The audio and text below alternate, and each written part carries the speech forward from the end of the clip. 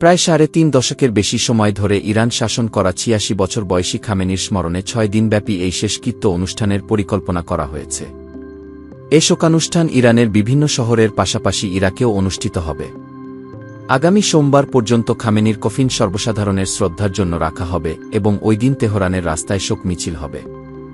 আগামীকাল সোমবার তেহরানের থাকার পর মঙ্গলবার খামেনির মরদেহ নেওয়া হবে ইরানের ধর্মীয় নগরী কোমে। বুধবার এটি প্রতিবেশী ইরাকের শিয়া মুসলমানদের পবিত্র নগরীগুলোতে নেওয়া হবে। এরপর আগামী ৯ জুলাই উত্তর পূর্ব ইরানের নিজ শহর মাশহাদে আয়াতুল্লাহ আলী খামেনিকে দাফন করা হবে।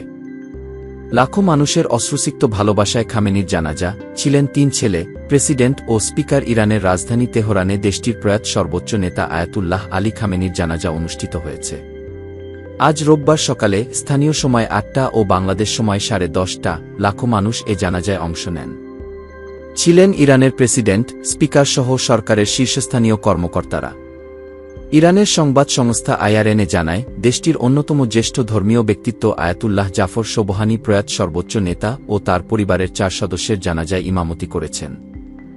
জানাজায় ইরানের প্রেসিডেন্ট মাসুদ পেজেশকিয়ান, পার্লামেন্টের স্পিকার মোহাম্মদ বাঘের গালিবাফ এবং বিচার বিভাগের প্রধান গোলাম হোসেইন মোহসেনি ইজেই উপস্থিত ছিলেন। আরও উপস্থিত ছিলেন খামেনির 3 ছেলে মাসুদ, মাইশাম ও মোস্তফা। তবে অসুস্থতা ও নিরাপত্তাজনিত কারণে বর্তমান সর্বোচ্চ নেতা মোজতবা আলী খামেনি বাবার জানাজায় অংশ নিতে পারেননি। এছাড়া জানাজায় অংশ নেন ইরানের অভিজাত ইরানের ইসলামী বিপ্লবী গার্ড বাহিনীর IRGC কুদস ফোর্সের কমান্ডার ইসমাইল কানি। আয়াতুল্লাহ আলী খামেনির 7 দিনব্যাপী আনুষ্ঠানিক শোক ও দাফন প্রক্রিয়ার আজ দ্বিতীয় দিন।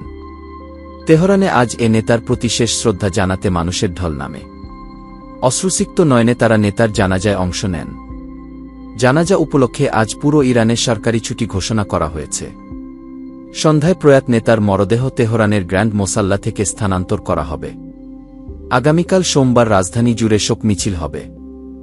শোক মিছিল শেষে আগামী মঙ্গলবার আয়াতুল্লাহ আলী খামেনির কফিন নিয়ে যাওয়া হবে কোম নগরীতে। এরপর বুধবার কফিন নেওয়া হবে প্রতিবেশী দেশ ইরাকের নাজাফ আন্তর্জাতিক বিমানবন্দরে। সেখান থেকে শোকযাত্রা হবে নাজাফ ও কারবালা শহরে। সেখানেও শোকাহত মানুষ তার প্রতি শেষ শ্রদ্ধা জানাবেন। অনুষ্ঠিত হবে জানাজা। এরপর আয়াতুল্লাহ আলী খামেনির মরদেহ তার জন্মস্থান ইরানের উত্তর পূর্বাঞ্চলীয় শহর মাশহাদে ফিরিয়ে আনা হবে। সেখানেই তাকে দাফন করার কথা রয়েছে। গত 28 ফেব্রুয়ারি ইরান যুদ্ধের প্রথম দিন যুক্তরাষ্ট্র, ইসরায়েলের হামলায় 86 বছর বয়সী আয়াতুল্লাহ আলী খামেনি পরিবারের কয়েকজন সদস্যসহ নিহত হন। গুরুতর আহত হন মোজতবা খামেনি। 1989 সাল থেকে আয়াতুল্লাহ খামেনি ইরান শাসন করে আসছিলেন। খামেনি নিহত হওয়ার পর তার ছেলে মোজতবাকে ইরানের নতুন সর্বোচ্চ নেতা ঘোষণা করা হয়েছে। দায়িত্ব পাওয়ার পর থেকে এ পর্যন্ত তাকে প্রকাশ্যে দেখা যায়নি।